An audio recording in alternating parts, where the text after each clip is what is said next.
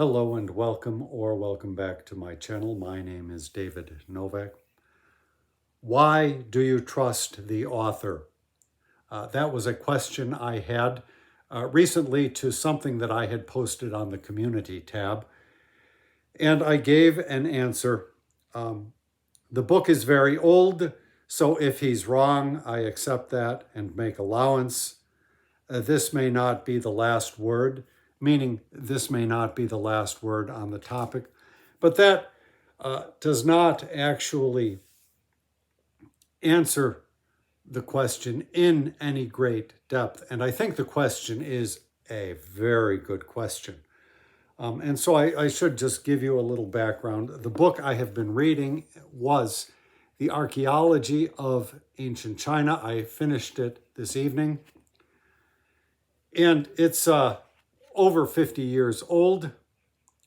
And the author is an author that I trust.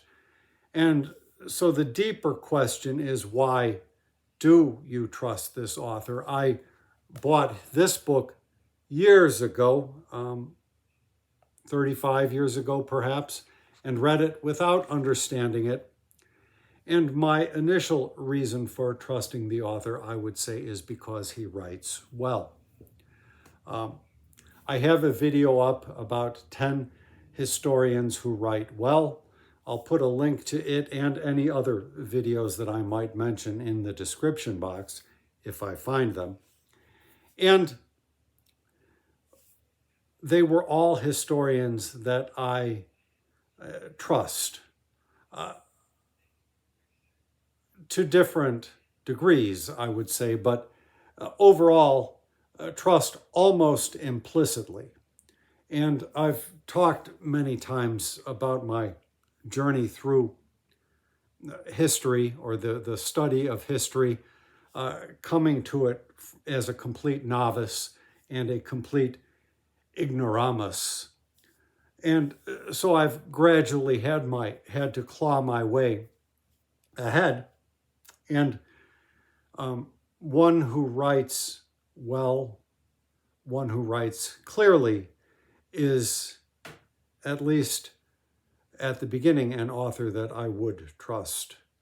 And it does not end there, because you can read a couple of 100 pages of a book and something suddenly clicks that doesn't seem right. I mean, I am not Swami Vivekananda, who could read one sentence of a book and he automatically was able to ingest the author's entire argument.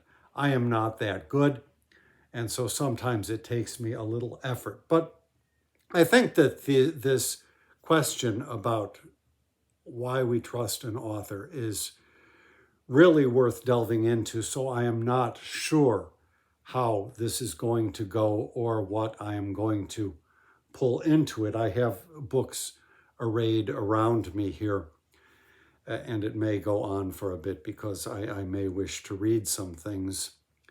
But I have to say that the question is a possibly vexing one almost in these times, when we are living in such times when the dominant consensus of my country has been that the truth does not matter. We have elected into the highest executive office a renowned liar, for one thing. And when this period is finished, and indeed it has begun, my country will have the reputation of being an utterly dishonest people. That was never the case in times past. Abraham Lincoln was our beacon president. Everything referred to him. He was known as Honest Abe, and he was indeed a very honest man. And then going back further, you have stories about George Washington. The story about the cherry tree may have been false, but the general gist of it was true. And It may be from Washington that derived the habit when Washington was asked a question that he didn't want to answer at a press conference. He would just keep silent. He would not lie about it. He would not give some kind of evasive answer like politicians nowadays do. He would not, as I think Ronald Reagan often would do, answer a different question. So the country had a reputation, at least Americans may be foolish, but they're honest, they're good people. And that reputation, of course, has been cast by the wayside. And indeed, when literary culture is threatened and certainly in question, it is of great importance to ask, what is the use of, say, honest history or history at all? And so why I hesitate to answer such a question is because I don't know how deep into things I, who am a novice, am going to go. So I say that your relationship of trust with an author does not begin with the first paragraph, but it starts there.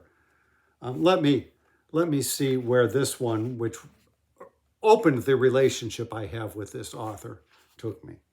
Well, the very first paragraph. This book is based on selected course lectures given in 1981-82 at Harvard under its core curriculum. I would like to thank Emily Vermeule, chairman of the Subcommittee on Art and Literature for the core, and Edward T. Wilcox, director of the General Education Program and the core program of Harvard College, for their encouragement to develop that course. Well, that's a pretty standard acknowledgement page, but the very first sentence tells you exactly what the origination of the book was. So that's a good starting point. Let's see the first paragraph. Art and myth in ancient China were inextricably related to politics. We are quite accustomed to thinking of politics as a critical element in modern Chinese society. That it is equally so for ancient China is less commonly recognized. And my purpose here is to demonstrate this through a combination of data and insights derived not only from archaeology, but also from literature and art. Well, I can see right off what attracted me. The sort of mixed discipline approach appeals to me. And just the fact that he states what his purpose is very helpful. It makes me trust him quite a bit. Then, as you go through the book, you can hold him to it or not. How much extraneous stuff not to his purpose does he include in the book? Now, I read this when I was young. Archaeology is a difficult read for me, and it was incredibly difficult at that time. I may even have read it twice, understanding nothing. But I am a reader who am willing to read something without understanding if the writing is good. So again, I go back to that aspect of a book or a poem or anything like that. If the writing is good, I will put up with not understanding. There's a nice little illustration or photograph. So I am embarked on a K.C. Chang project. So this book has been in my possession a long time. I bought it at a used bookstore when I happened to find it sometime after having read this book and liking his style. And I'm sure I tried to read this and it was impossible. I have just finished it at least 35 years after the book first came onto my shelf. My dog did this. I unfortunately broke the spine a little bit. It is not useless, I could make it through a second run on the book without further damage, but it really bothers me that I did that. However, it makes it a book from this point. Now I have to keep it, because were I to give it away, it would just be discarded. It's not a book that anybody else is likely to read, and it contains this just miraculous chart of all these different ancient vessels, which I may need to refer to at some time in the future if I read any more, or even just may see something at a museum that I want to find out what it's called, that kind of thing. And so I've got this whole project for K.C. Chang, and I intend to read, and I've talked about it elsewhere. If I can find that, I'll link it. A whole number of books which I have accrued over the years by Chang, either that he wrote or that he edited or translated. I began the year with a book of essays which he wrote, and I just came across a thing in here he wrote about the advent of carbon-14 dating. It was very rare in China, and he made a little bit of a snide comment about how the government of China was able to build a atomic bomb or whatever, but had not been able to invest and build a lab for carbon dating. And in that book of essays, which I just read, he quoted that, and he said, I was wrong on every point. There were several other points in that paragraph. And that immediately earns my respect for him there. I mean, I already trusted him. A historian who is not shy about admitting his mistakes is worthy of trust. So I thought I would start by reading a little bit from the very last chapter so you can get a sense of his writing style. Well, I'll read quite a bit. What the heck? What else have you got to do today? And you can always hit pause. Conclusions and prospect. The year 2021 BC has been chosen as a terminal date for the present study of ancient Chinese archaeology for two reasons. First, the year marked the unification of China under Shi Huangdi. My pronunciation of Chinese is faulty, and when I'm pronouncing transliterated Chinese, it's even more wobbly. The first emperor of the Qin dynasty and the consolidation of the Chinese as a single people with a single culture and a sense of common nationality. The various local cultures which flourished in different parts of China up to this time were from the formative stage of Chinese civilization.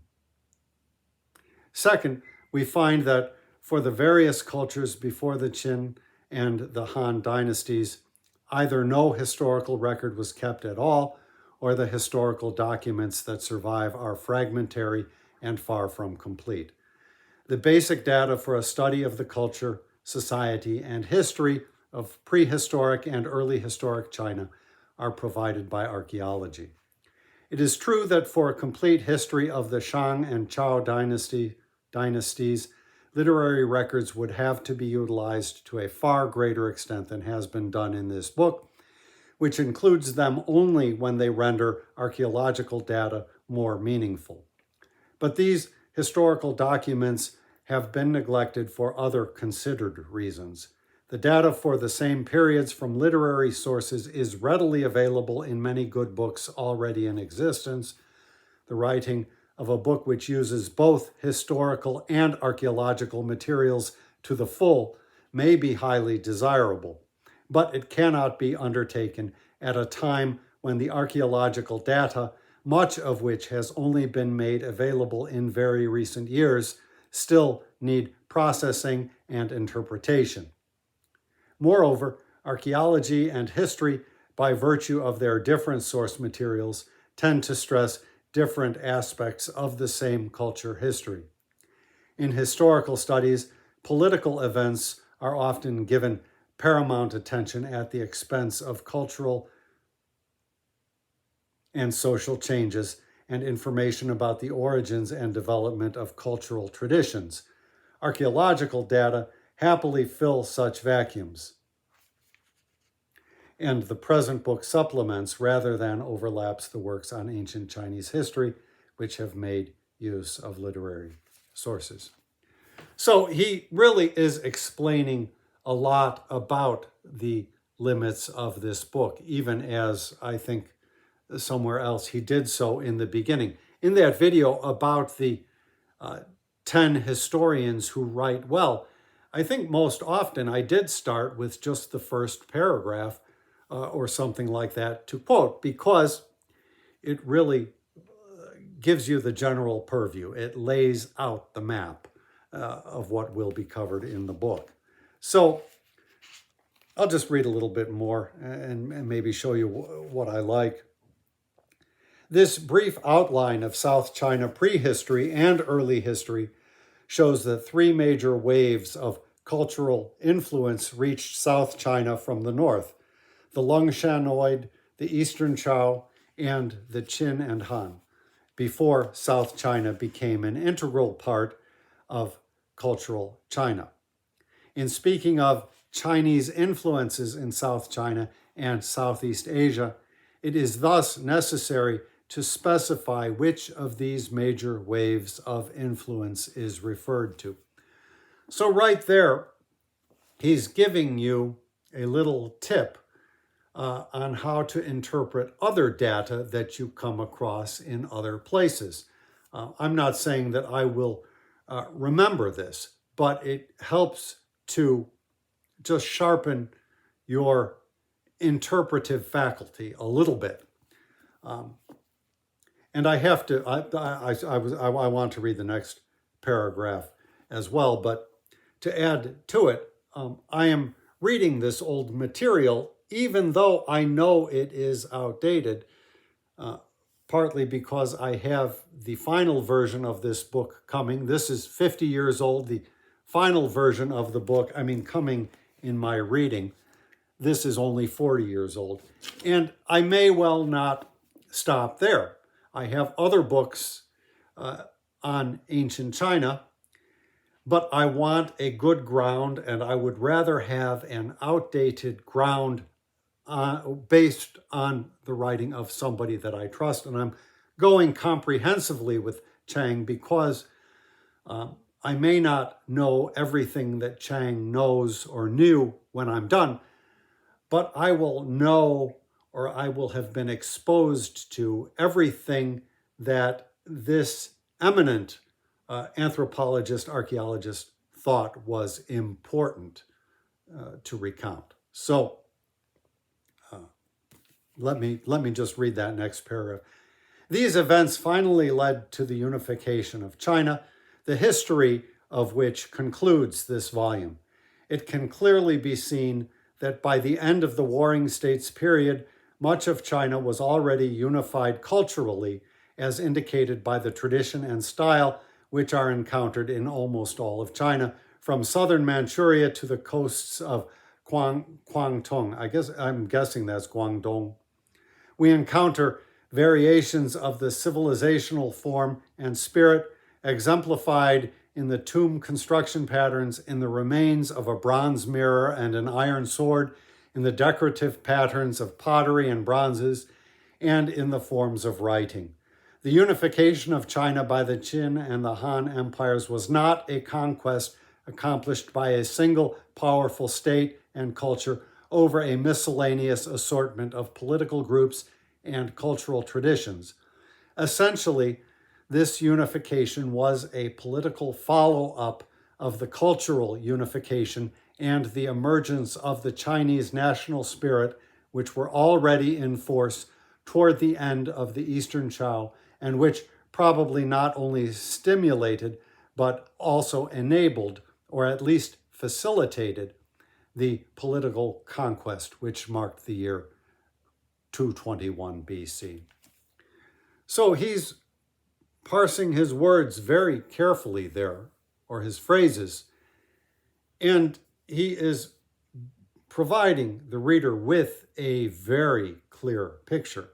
So that clarity is another optimal reason for why I trust him. Now, having that picture, and throughout his writings,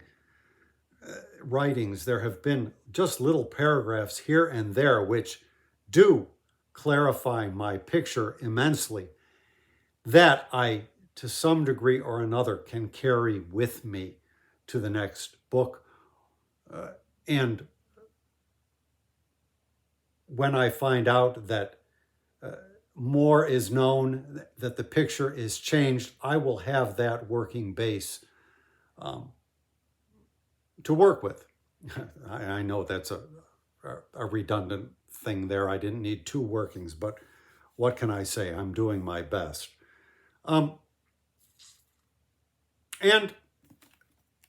I trust this author, even though, beyond being outdated, he might be wrong. He might be wrong in parts, but as he admitted, but I accept his sincerity in relaying everything as carefully, as precisely, and as well prioritized as he can do. Let's see what else. Do I have more? Yeah, there's...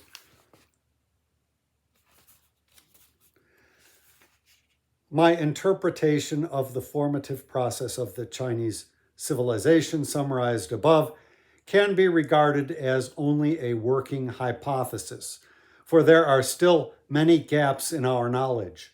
Much of the archaeological data has been made available so recently, and the amount of painstaking research demanded is so vast that this hypothesis is at best a tentative arrangement of the material according to my perspectives and judgments at this time. There are already large numbers of topics and problems emerging from the existing data, which demand close attention, and intensive, well-planned, and well-executed research is needed to formulate and clarify objectives for future field projects. It has been my experience that historians that are good and that you can trust are not at all shy about revealing what they do not know. It's useful to keep that in mind, because a historian might be giving you 5 paragraphs of stuff that he is pretty well sure about. But chances are there's going to be one sentence where he lets you know nobody really has an idea what such and such means, or we don't know this, or we don't know that. And that's just another little tool or a trick to help you evaluate a historian. I'll read a little bit more from the conclusion, because I think it's worth knowing this author a little bit. As I say, the archaeology may well be outdated, but good thinking is not outdated. And I have to say, I'm not advising people to go and buy this book and read it. An awful lot. Long stretches are just lists of different things found in different archaeological digs, and the types of pottery and the types of painting and the types of impressions and the types of etching and just lists, and it's very hard. And then you have sentences and paragraphs here that are just interesting thoughts. So if your interest is the archaeology of China, I'm sure you can do better with something more recent, and I may well look for something more recent. This will give me the basis from here to go on possibly and read next a current author who I don't trust as much, and I will have the tools to get some valuable information out from it, to derive some benefit from an author, even whom I don't trust 100%. I suppose that's the other thing. Trust tends to be not, you have to make allowances. I'm reading Francis Parkman right now, and I find his general history very trustworthy. His respect for the evidence, his intention not to lie or mislead is very acceptable. But he does bring to the work certain biases, and you have to be aware of that kind of thing. In Moses Finley's great book, Evidence and Models, he has a whole chapter devoted to that. Theodor von Ranke, the famous historian, said he was going to tell history as it really was. And Finley carefully explains to you that many historians believe that they are doing so, and make the assertion that I am eliminating myself and just letting the evidence speak for itself. Finley explains why that is not true and not possible. That does not mean to say a historian who makes such a claim is untrustworthy. But I'm getting off tangent here. Let me read a little bit from the end. I just think this is all very valuable stuff. Finally, the problems concerning the dynamics and processes of cultural growth in this part of the world are certainly of wide interest. It is evident that many factors are known to have played a part in bringing about cultural and social change and growth in China, and that a monolithic, deterministic cause cannot account for them.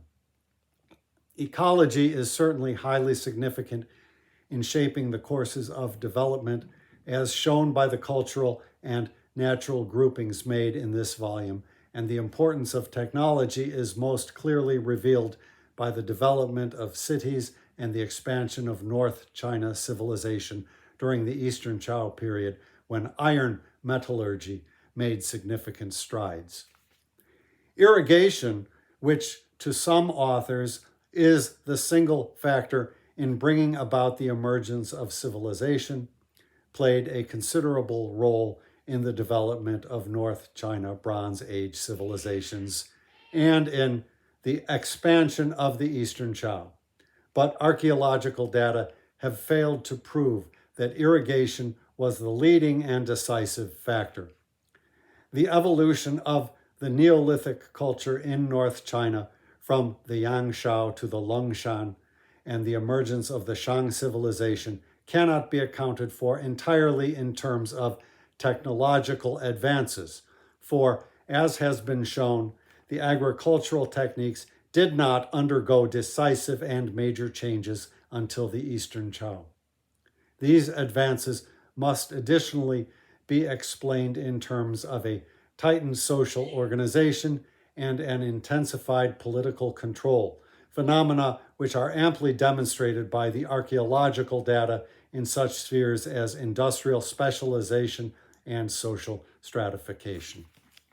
So there again you see another hallmark of a good historian. He presents an opposing view, and he says, I do not believe that it obtains. It is not a valid approach here. It is not entirely a valid approach here. And, you know, a couple of years ago, I read a book also somewhat based in archaeology titled The Dawn of Everything, an absurdly pretentious title by David Grayberg and David Wengrow, I think. And throughout the whole book, they kept reiterating a dominant theme, which was every person who ever thought about these things in the past was wrong, 100% wrong, and we know the right answers, and we are going to reveal them to you. I read the entire book, and it was a difficult read, but I did not trust them at all because of that kind of posturing. Obviously, with that title, they wanted to make some money, and they did, I am sure. Not that it did Graeber much good, but we won't go into that. But Chang makes careful use of other writers, other historians, other archaeologists. And in some cases, he may dispute them, he may question them, he may accept them provisionally. And he is always clear about which of those he is doing. So that is another facet to good history, or in this case, good archaeology, I guess you would say. My ultimate interest is more history than archaeology. And I should say that when I was first getting my toes wet into historical inquiry, Moses Finley was my first historian, Bernard Lewis was my second one, and I referred to K.C. Chang as my third historian, even though he was an anthropologist or archaeologist. So my next book up will be the final version of his archaeology textbook, and it is much more patterned into recognizable textbook format. And in the introduction to this, he says that in 10 years, the archaeological advancement has been so much that a complete revision of the book is necessary, or was necessary. And so I decided that since it's a completely different book, I wanted to see where things stood 10 years later. So for me, a lot of it is just getting my feet wet at all. Just, I don't know the geography, I don't know the terminology, and so I'm partially just learning all of that as best as I can. And so going through it again will not hurt. And with any luck, I won't stop here. That magnificent chart from that first edition is not included in this book. But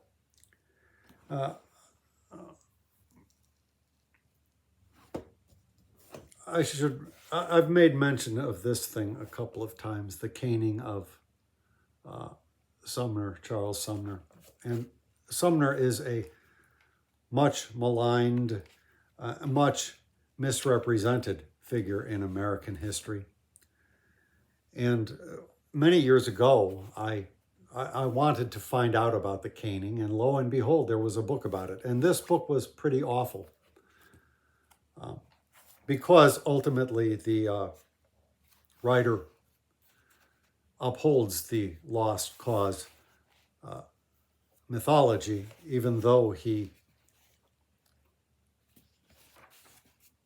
does it subtly. And I'll just read just sentences here and there. I mean, the gist of the book was Sumner was just so frustrating, talking about slavery all the time, that How could anybody not want to wail upon him like his assailant did? Without a doubt, the Brooks-Sumner affair still speaks to us. It tells us about the dangers of turning words into violent action. It reminds us that sticks and stones do hurt our bones, and words may lead to sticks and stones. And you can see problems with those sentences. The first one doesn't really tell us much. Well, the second, it tells us about the dangers of turning words into violent action. That's a sentence that doesn't really even need to be there. It's just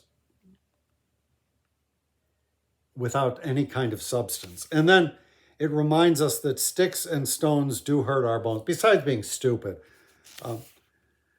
It reminds us that sticks and stones do hurt our bones, and words may lead to sticks and stones.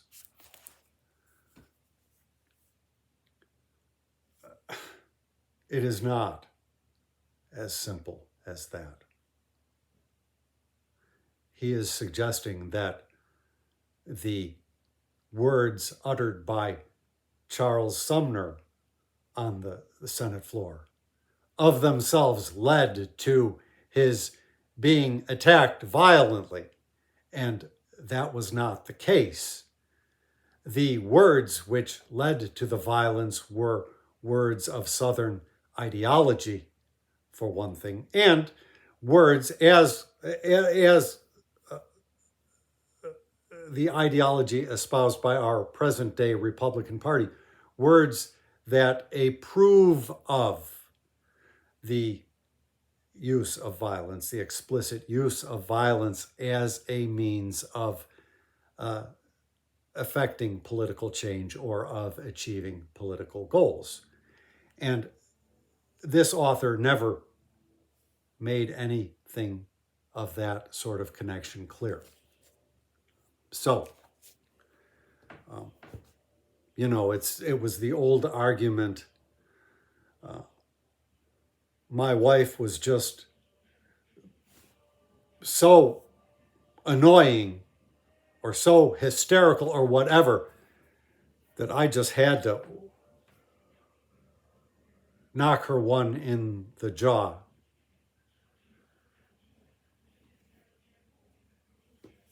And that argument doesn't fly for history. I had been considering going on a little bit further with this. There is a brilliant, very short story in here about the president's speech. And, well, let's see. Maybe I can do a little bit of it.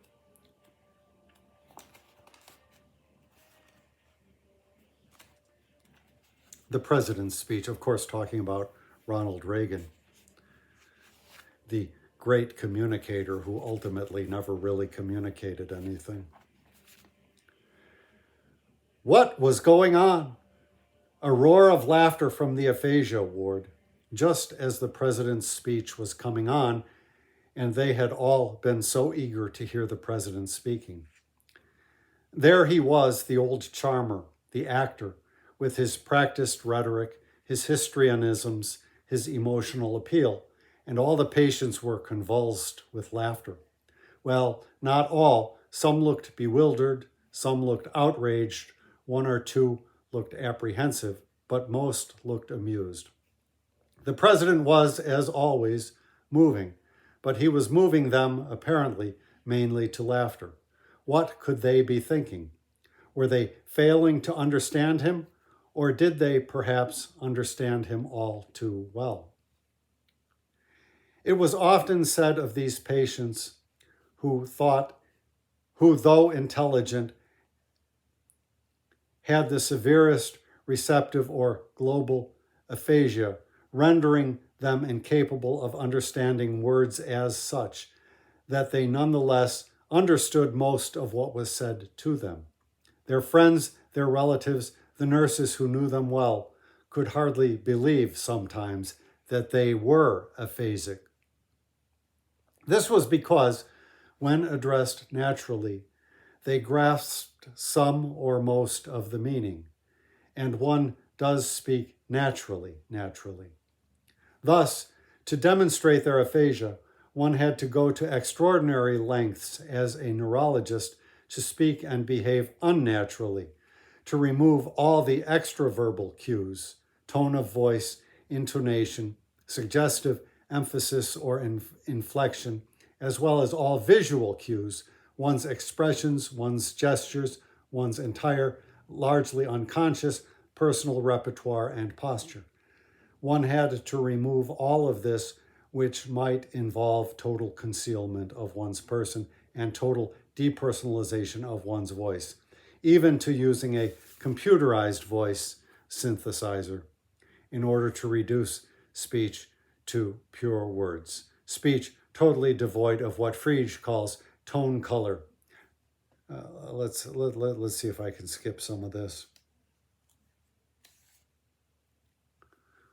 The feeling I sometimes have, which all of us who work closely with aphasiacs have, that one cannot lie to an aphasiac. He cannot grasp your words and so cannot be deceived by them. But what he grasps with infallible precision, namely the expression that goes with the words, that total, spontaneous, involuntary expressiveness which can never be simulated or faked, as words alone can, all too easily. We recognize this with dogs and often use them for this purpose, to pick up falsehood or malice or equivocal intentions, to tell us who can be trusted, who is integral, who makes sense, when we, so susceptible to words, cannot trust our own instincts. And what dogs can do here, aphasiacs do too, and at a human and immeasurably superior level. One can lie with the mouth, Nietzsche writes, but with the accompanying grimace, one nevertheless tells the truth. To such a grimace, to any falsity or impropriety in bodily appearance or posture, aphasiacs are preternaturally sensitive. And if they cannot see one, this is especially true of our blind aphasiacs, they have an infallible ear for every vocal nuance, the tone, the rhythm, the cadences, the music, the subtlest modulations, inflections, intonations, which can give or remove verisimilitude to or from a man's voice. The whole story is good, but I think that probably serves me well enough. As with speaking, so also with writing.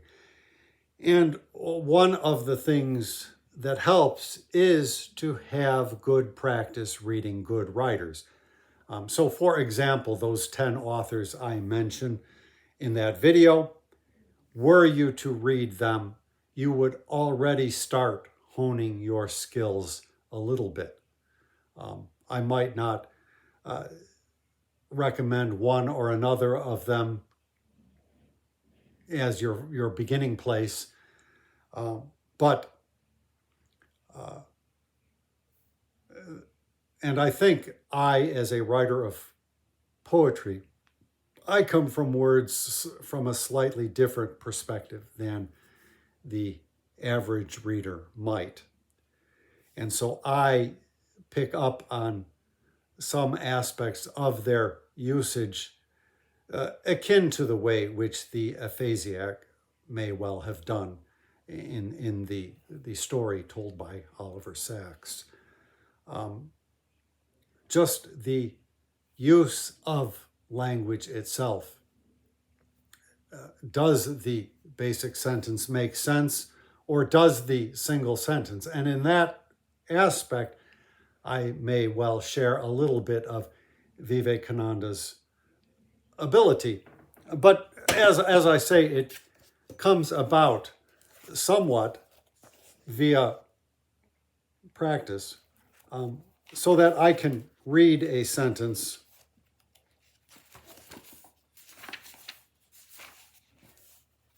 Did I do the second one? Oh yeah, I didn't even read the second one I was going to. But let me do the first one again. Without a doubt, the Brooks-Sumner affair still speaks to us. I mean, that's okay. That's nothing there, but it's kind of, it's the grease that gets you into the next sentence, so that's fine. It tells us about the dangers of turning words into violent action. And you can see you are starting to slip away from any sort of concrete meaning there. It's not telling you anything, but it's giving you the impression that it is doing so. And then it reminds us that sticks and stones do hurt our bones, and words may lead to sticks and stones. Insofar as it tells you something, it's just stupid. And then the other little sentence I was going to say, all from his conclusion, mind you. Although we condemn Brooks's assault, we do not condemn the feeling from which it sprung. Why is he trying to lead me onto his path, onto his train? Why on earth should I not condemn the feelings from which it sprung? I don't agree with those feelings. And if you are not reading critically, you will let him walk you down the primrose path of ignorance. And I had a science teacher in high school, Mr. Kovac, who talked about when you're sending a rocket off into space, you have to have that calculation very precise, because it's the inches mistake or something, because it might just be a millimeter here, but by the time you get near the planet or whatever, the trajectory will be so far afield that the whole thing will be awash. And so it is even with writing. If that one sentence is that bad, oh, of course we must not condemn, we do not condemn the feelings. And you keep going with that author, you are going to be lost.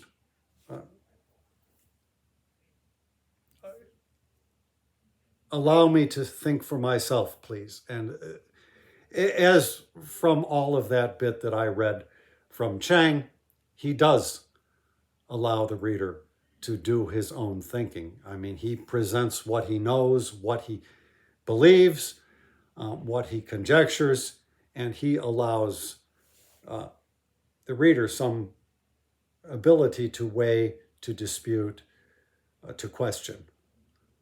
And of course, the questioning is the most vital part of any history. It is the raising of questions that a reader is looking for. It is not for solid answers. I brought out my Runciman book because I love Runciman, and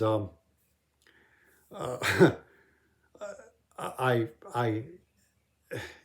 have another video about what contemporary historians think about Runciman, and I think I read that.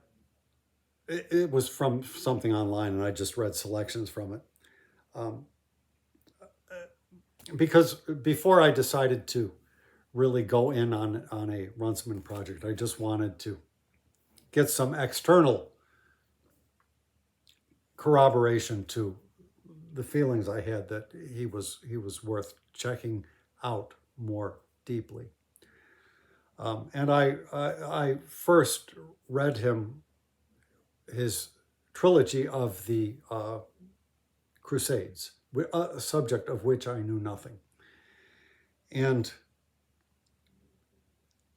of a batch of historians, many of whom are now writing, he was their first entry point to the whole topic, as he was mine. And he told a marvelous story. And so I came away from that trilogy with a great comprehensive picture, which is indeed what I was hoping for, as with Chang. Even though it might be a little bit outdated, I thought. And subsequent to that, on BookTube, I was watching a video, and a very good booktuber named Robert mentioned that the Children's Crusade, about which Runciman and other historians wrote, never happened. Oops. And I think somewhere I read something that someone said Runciman might even occasionally have put in a fact here or there that could not be subsequently verified. But it doesn't bother me that he made a mistake. That is inevitable. And you may read a book published yesterday about the Crusades, and you may have bigger mistakes of a different sort, of which you are not capable of judging.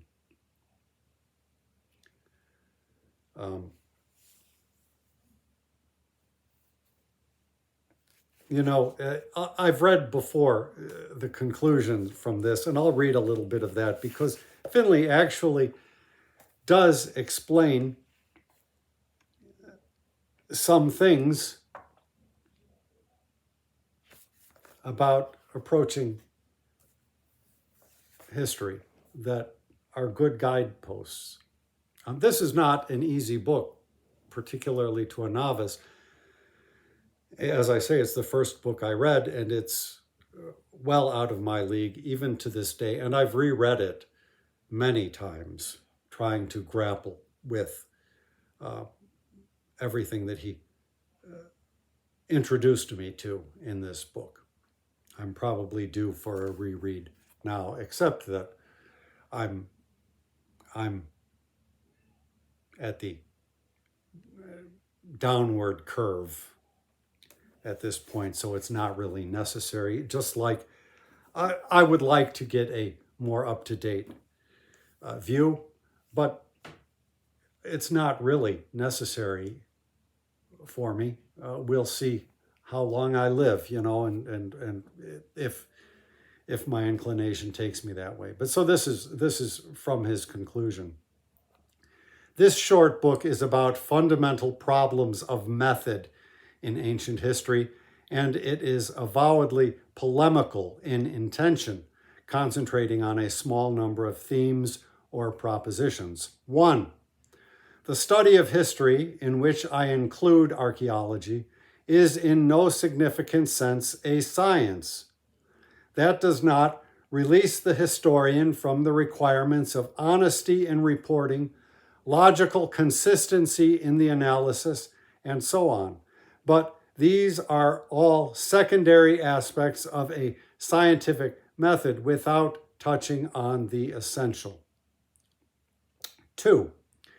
The historian's evidence, whether documents, literary texts, or objects, propounds no questions, or insofar as a literary text does ask questions, they are those of an individual author, not identical with those of anyone writing a historical account.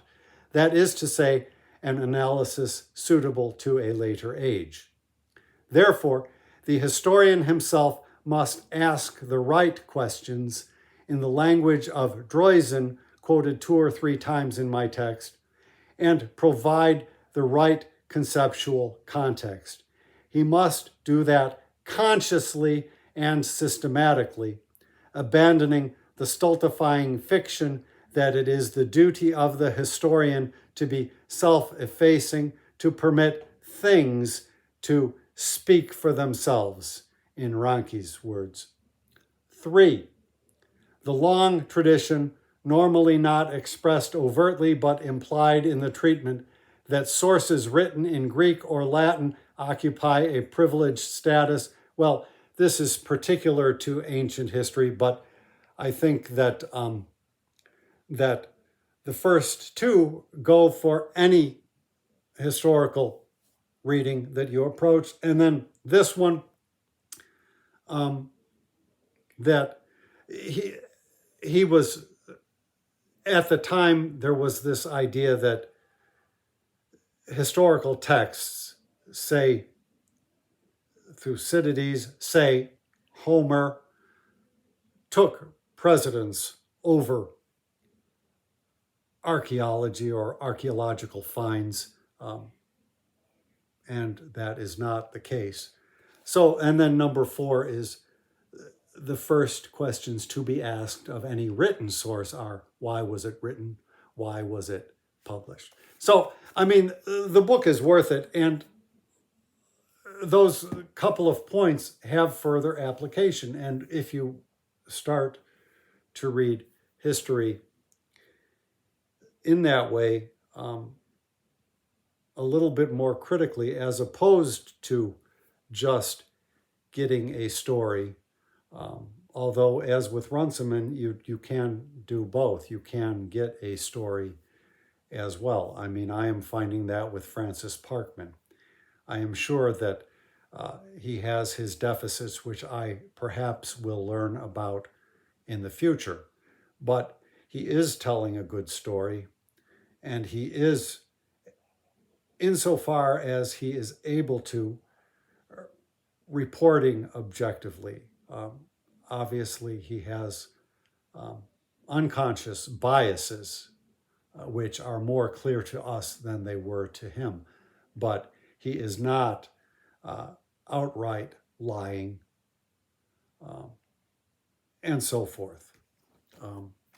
But thinking about the time in which we live, sometimes you get a really good picture of history from a novel. And somebody just gave me a nice comment about reading War and Peace, which I was doing a year ago at this time.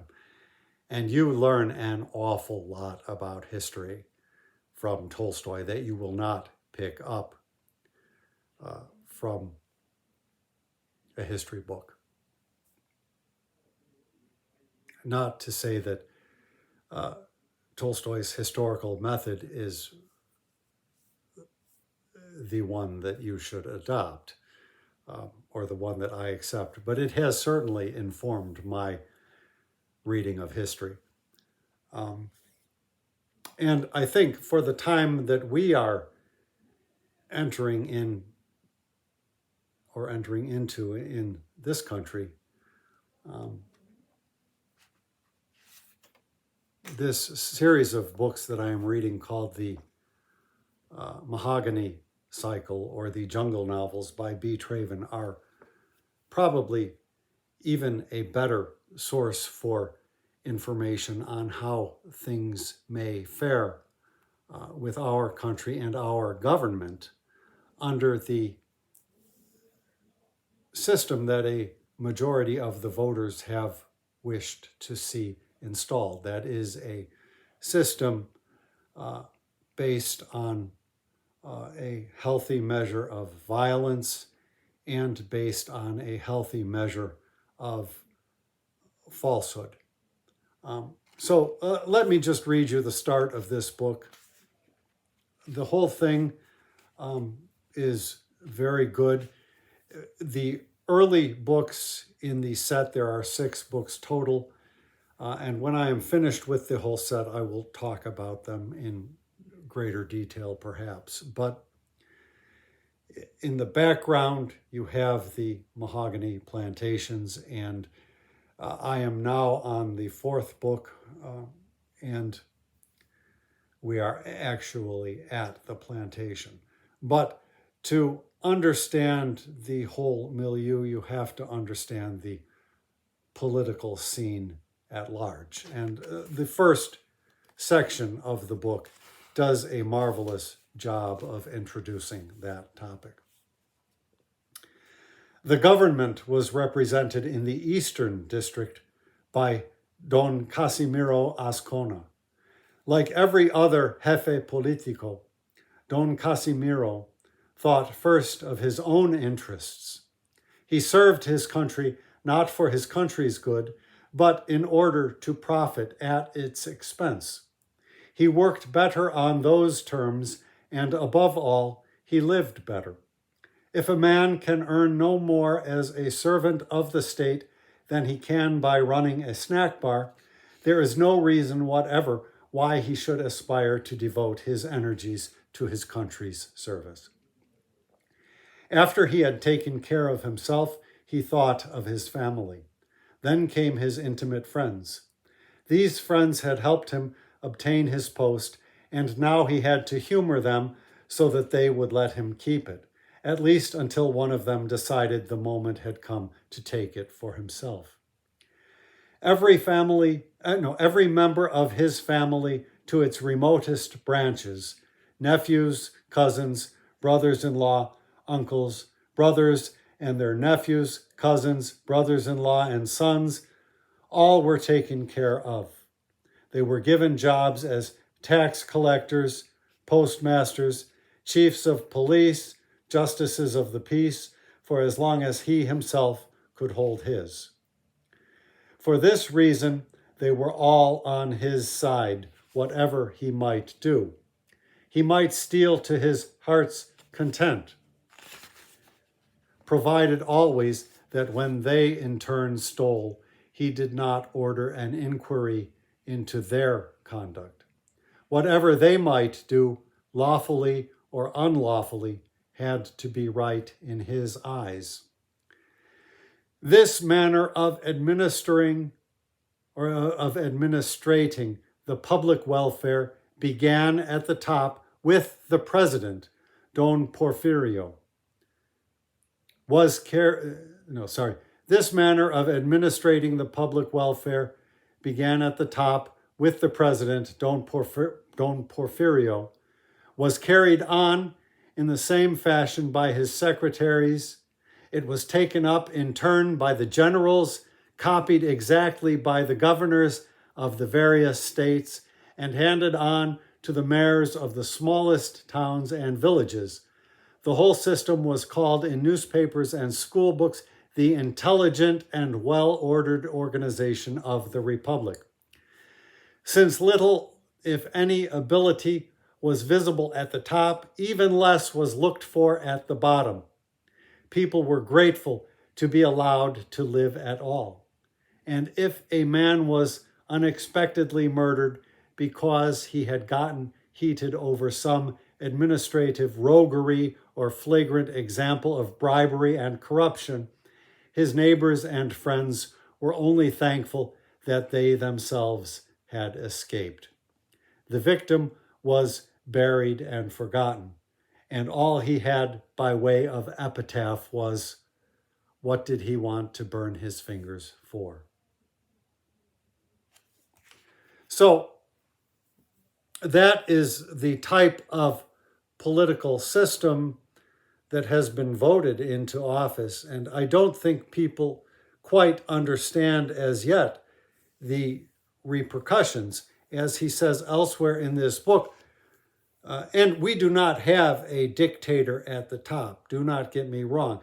We have a want-to-be dictator, a would-be dictator. But the public assent for that form of government has been codified. So that is very important. And he mentions that when you have that at the top of the ladder, on every single rung of the ladder, you have got another dictator. Each one subservient to the one above him, but not subservient to anything else, not subservient to some glorious charter, not subservient to some construction of ethics, etc., etc. And, you know, at the time of COVID, I took a little bit relief here and there, going to a couple of sites that would report the deaths of people who sort of promoted the spread of COVID by lying and pretending that it was false. You remember the Republican Party and its right-wing Christian backers promoted the idea that COVID-19 or the coronavirus was an invention, in fact, a hoax established by the Democratic Party.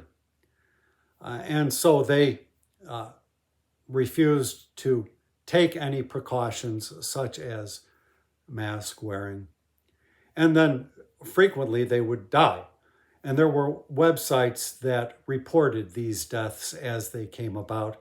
And some people would get a little bit of relief with some dark humor. And I followed a couple of those sites, not to get a chuckle per se, but because I found it very interesting. As with Casey Chang's willingness to get information from all sorts of different sources, interdisciplinary, in fact, I think handling the pandemic also required that kind of an approach, getting information from wherever it was possible. And as with the study of history, so with politics, one is not well following a guide who takes the stance, I know everything, everybody else has been wrong, but I know the answer. And of course, one has never heard President Trump ever admit to not knowing something, not understanding something, and he automatically will pop out that he understands the issue much better. If you talked about the ancient archaeology of China, he would say, I understand the ancient archaeology of China better than Casey Chang ever did. Or he might say, well, Casey Chang and I come close, you know. I don't know where I was going with that, but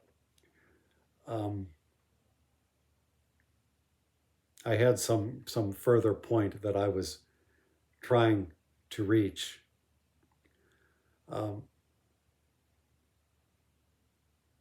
So at any rate, that is the, I know where I wanted to go with it.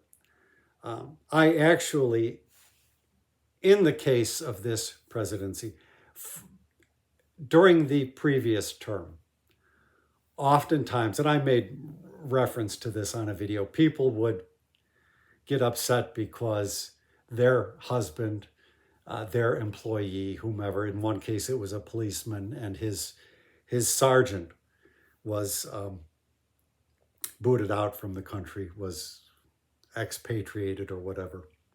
And all these people were, oh, I didn't think it would happen to me. I thought he was, the mechanisms when they are in place will be used amply and will not always be used justly, for that matter, because the administration has explicitly disavowed the idea of justice. But I think for us, these are dire times, I suppose, but potentially perilous times. But I think it is not the appropriate thing. What is that German phrase, Schadenfreude or Schadenfreude, something like that? It's laughing at another person's misfortune. I don't think it's the thing to do in this case, because it needs to be said, a lot of innocent people are going to be hurt, and when you understand how the labor force was built in these times, you understand that labor was gotten at the expense of people's futures.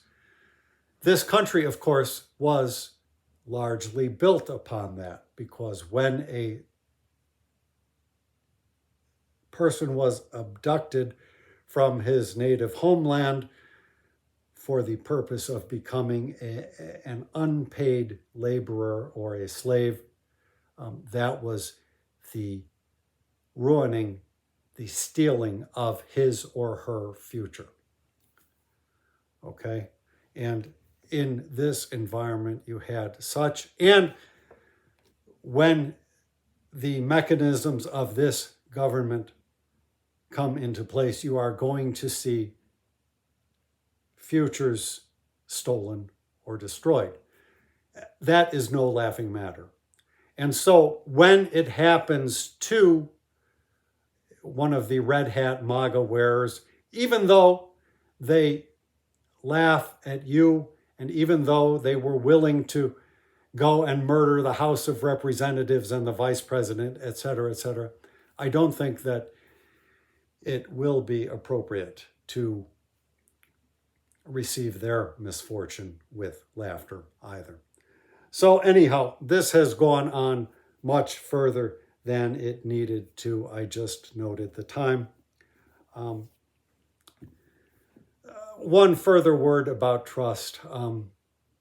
One thing that is really, it precedes anything as far as trusting an author. You can learn how to trust somebody based on, as Oliver Sacks was writing, subtle cues. But before that, you yourself have to not be a liar. And that is not always so easy. And when I say that, I mean especially you cannot lie to yourself. That is the hard one. If you never lie to yourself, you may have a little bit of wiggle room as far as lying to another person. White lies sometimes may be deemed permissible, but when you begin to lie to yourself, there the term slippery slope is indeed appropriate. You take a tumble from which it may well be impossible to recover. And you will certainly not be able to identify lying in another person, whether it be via oral or written words.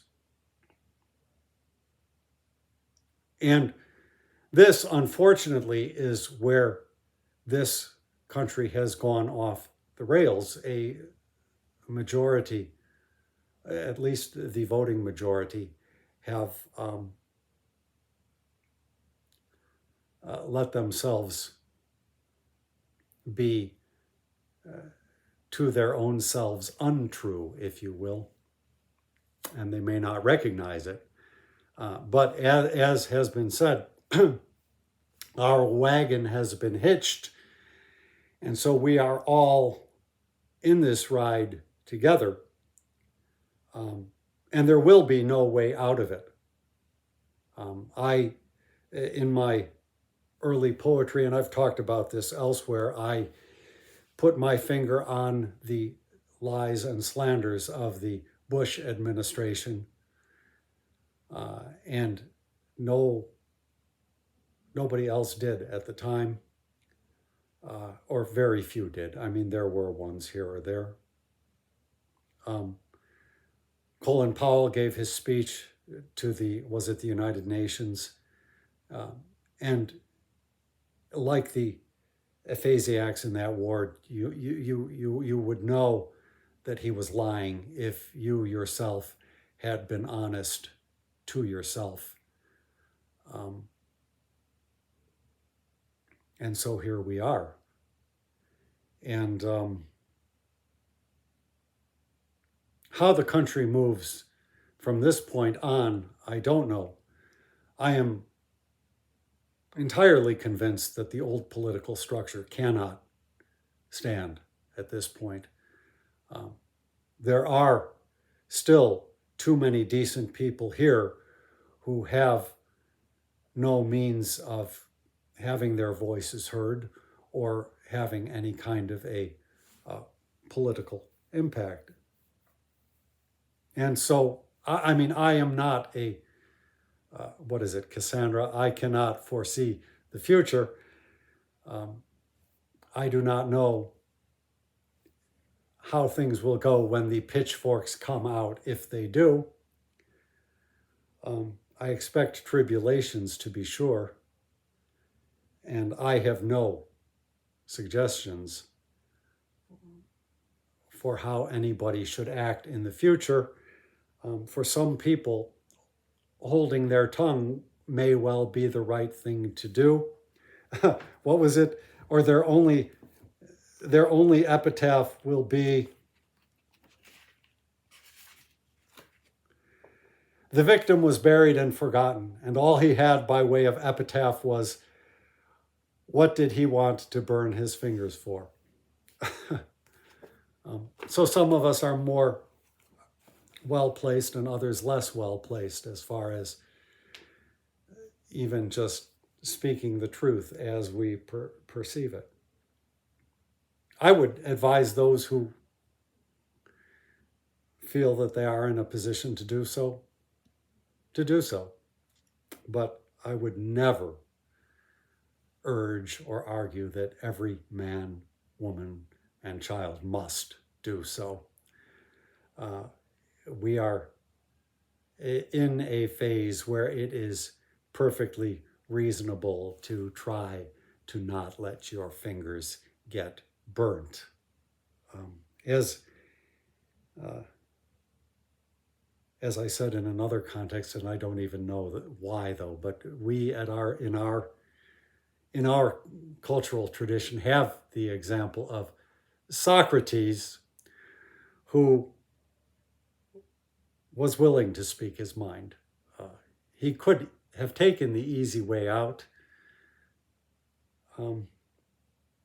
They even offered him the chance of an alternate penalty. If you've read the story, you know what he proposed. So here we are in the interesting times. As with Athens, the voting population has effectively voted out the democracy. What happens next is anybody's guess. Thank you for stopping by my channel, and I wish you well.